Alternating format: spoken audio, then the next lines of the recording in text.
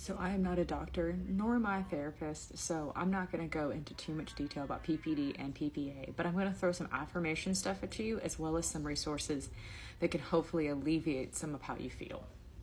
First and foremost, PPD and PPA do not discriminate. You can be rich, you could be poor, you could be the most mentally stable person out there, or be a rabid dumpster raccoon.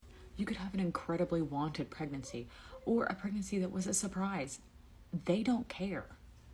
There's nothing wrong with you, and it's not your fault. Okay? Here's some things that are normal.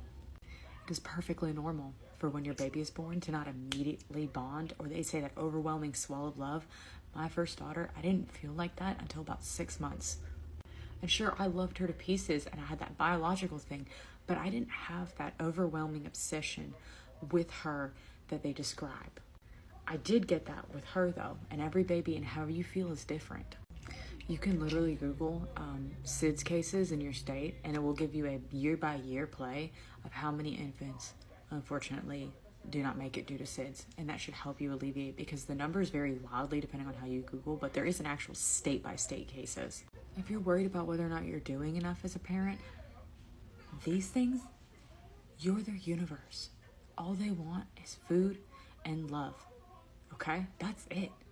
And their basic needs met. You do not have to be a supermom. They will never know the difference. They are a first-time baby. They do not have the internet, and they're not watching other mommies do other things, okay?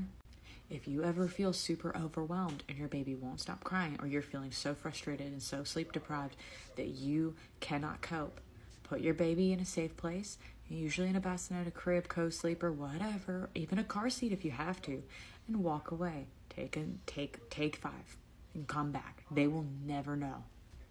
With both my children, I was so worried that I wasn't going to wake up to feed. I set alarms. I still do to this day, just to make sure that I'm waking them up to feed, and that's fine. That's fine.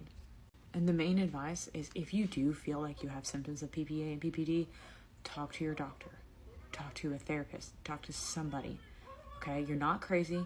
You're not being irrational. Talk to a safe and trusted person, because this is the thing that you need help for, and it is okay, and it is so much more common than people will ever lead you to believe.